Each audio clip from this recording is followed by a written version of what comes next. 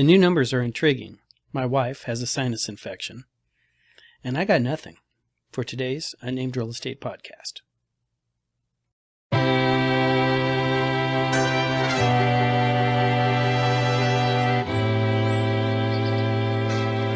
Well, it's June the 3rd, and this is episode, I believe, 18. And like I said before, I got nothing. The wife came down with a sinus infection or upper respiratory tract infection about 2-3 days ago. First day she got it, I decided to sleep on the couch that night so I wouldn't catch it, which I didn't. The sleep did not go well that night. Last night she decided to sleep on the couch so as to keep me awake with her hacking and sneezing. Thank you, honey. And so the cat decided to keep me up all night. So here we are on a Thursday, and I'm beat down tired. Spent most of the day trying to find a hot water heater for a place. Got one. Just been installed. Looks great. Not my own, in case anybody's wondering. Listing I got coming up. Internet went down this morning. I do believe the air conditioner unit has gone out in our office. And internet was out for a good couple hours this morning. So on top of all this and getting new listing up, making sure during the little windows of internet connectivity I could get that actually out on the MLS, I really haven't had a lot of time to do my research this week. I did get the numbers and everything yesterday morning, and I got that all set up. And there are some interesting things going on there, which I think is just a statistical anomaly because of the holiday. And those do tend to screw with numbers, and if a lot of people decide they want to take the holiday off, well, that means houses aren't going to get transacted. Now, what I did find on the research side of the house this week as I was going through is NAR saying that listings are starting to, there's starting to be more inventory out there, but closings are starting to go down.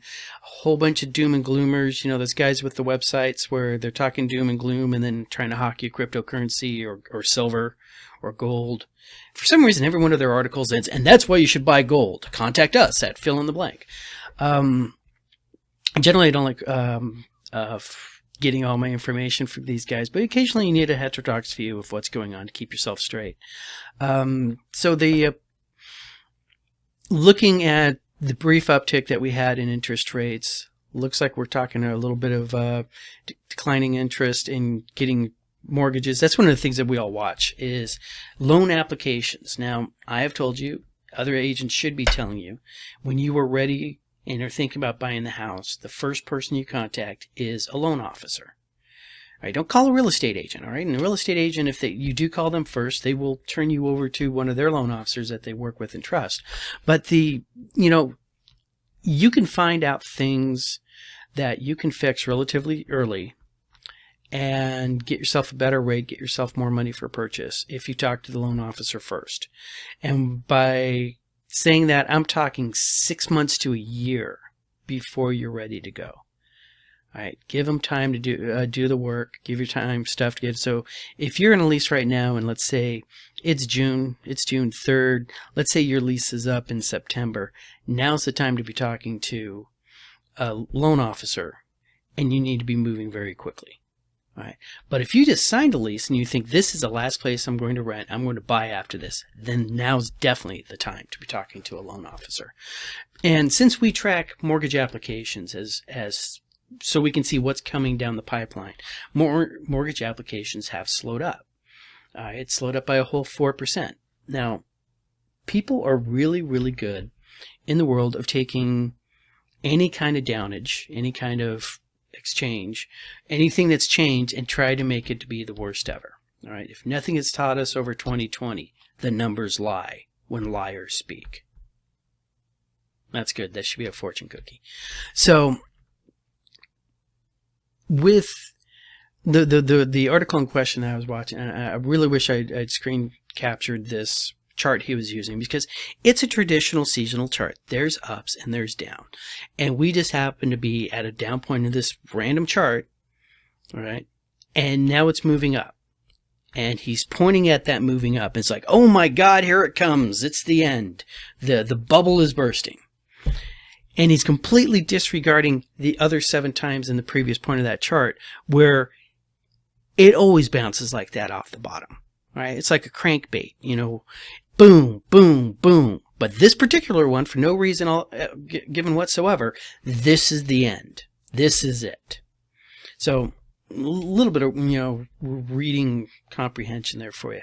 When you're reading these articles, make sure you're paying attention to the intent of the person who's writing the article. Right? Now more than ever. Especially when you're reading off of a site that has their intent is to get you to click on the link and buy gold, or buy crypto, or buy ammunitions and canned goods, which is always a good investment. You can always shoot and you can always eat canned goods. But still, it's there's been a lot of talk of that, and everybody wants to be the person who could turn around and point at and say, see, I'm the great prophet, I'm the great Oracle of Delphi, I'm the person who called this.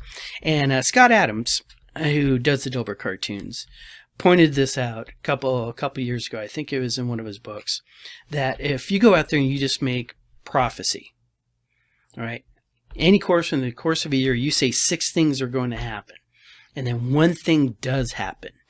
You're going to be promoting the one thing that did happen, and other people who want to support, what you're currently saying is going to be holding that one time you were right up, and forget conveniently all the times you've been wrong.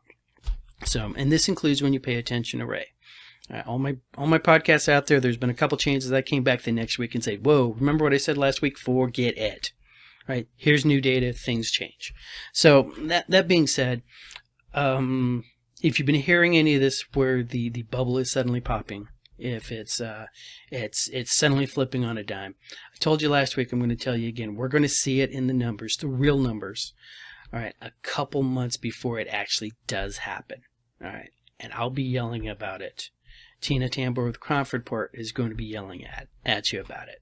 Now, the recording that I did, earlier today, using the numbers off the MLS, do show what could be considered a serious spike in inventory, and by our relative standards, and a serious decrease in houses going under contract. Just remember, we had a 3-day weekend. Right? I really think that's the reason why we have that spike right there with those weird numbers.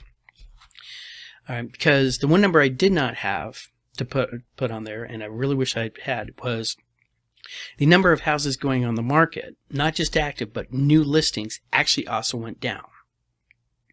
That's really, really intriguing. When number of active properties go up, while new properties are going down at the same time, why does people suddenly not buy or put into contract as many houses as we did the week before? And I guarantee you it was the weekend. Watch the space, because next Thursday, I might be sitting here telling you something completely different, because then we had a second occurrence of that in 2 weeks in a row. And when we have that second occurrence, then we can start looking at a trend. So, following up with the numbers, thank you guys very much for putting up with my lack of sleep ramblings on this, and catch you next week.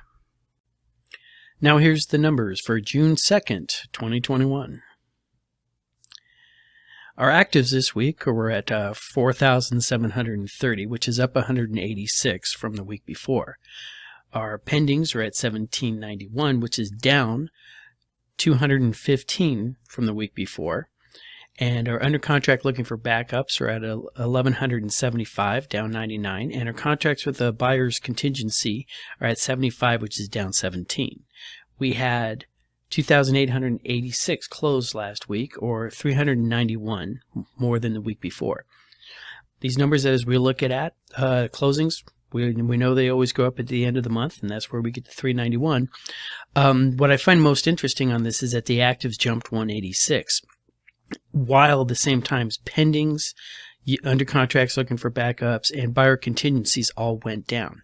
I don't have the number on here, and I haven't been tracking it, but what's also shocking is that we actually had less houses hit the market than normal. than the week before and the week before that. So we're actually down 3 weeks in a row for new houses entering the market, but our actives are going up. So when you're looking at that 215 less than the pending, I'm pretty sure with a certain degree of confidence that what we're seeing here is the impact of the holiday weekend. Basically, buyers did not want to go out over holiday weekends. They had other plans. Some agents got a restful weekend, got to see their kids, realize that they've grown up and graduated college because they haven't been home for that long.